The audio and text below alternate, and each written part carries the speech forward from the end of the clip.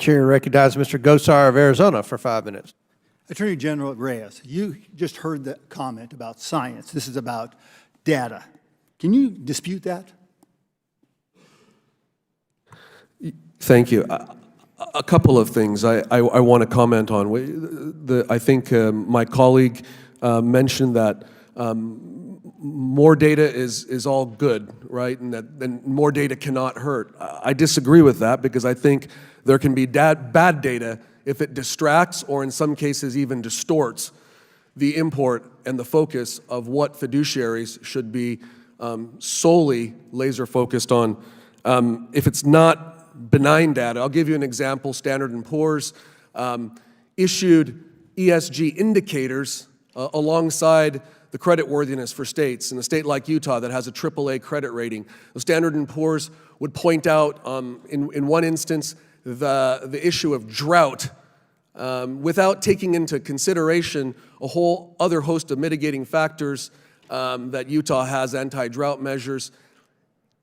By itself and without the context, Standard & Poor's all of a sudden makes it look like the most important factor is not Utah's creditworthiness over a long history, a AAA credit rating, but one particular factor of drought. And in that instance, it illustrates my point of distortion. My colleague used the fantasy football analogy, and all data is good data, I guess, in kind of a Moneyball sense.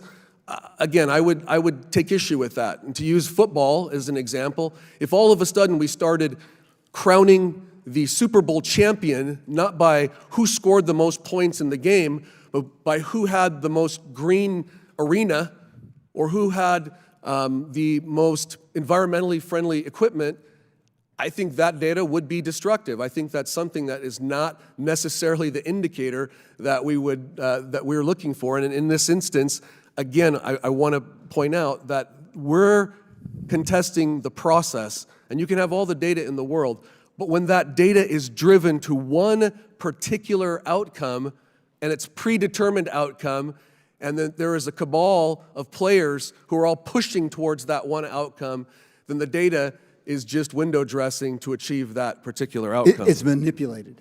Would you give me that?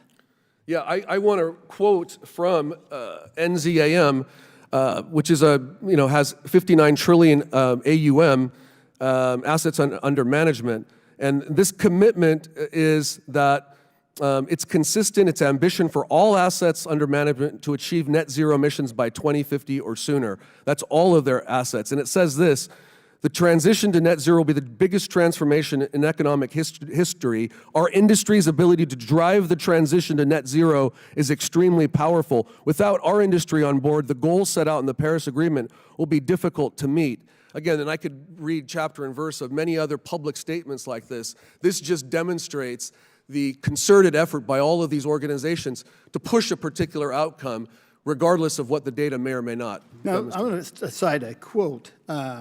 BlackRock's former CIO for sustainable investment even said in an article for Medium in 2021 that ESG investing, quote, provided for the opportunity for a bump in what were otherwise plummeting fees as competition had grown in recent years. So maybe if we looked at this, maybe if we went back to the Fisher investment. Fisher investment says when our clients do better, we do better, instead of having these commissions on here. Do you think that's an opportunity to get things right? I definitely think that's an opportunity, Congressman, and let me also mention something that was said. Just because it's not mandated, I think that was a reference, this data, you're not forced to look at it. Just because it's not mandated does not make it any more legal. If it's allowed, again, it's data that distracts from a fiduciary's sole responsibility to maximize shareholder value. I got one more thing. You brought up FERC in regards to energy. So are you aware that we were dangerously close to having a nationwide blackout earlier this year? And what did that play in that investment portfolio in regards to where we get our energy, intermittent versus baseload energy? That's what several FERC commissioners testified to just last week in a Senate hearing, Congressman, that efforts to transition to cleaner energy is happening so fast, too fast. that it would have catastrophic effects on reliability and security of our electric grid. We're actually outpushing our science. And you have to have dependable science that is peer-reviewed and is repeatable. So thank you very much. I yield back.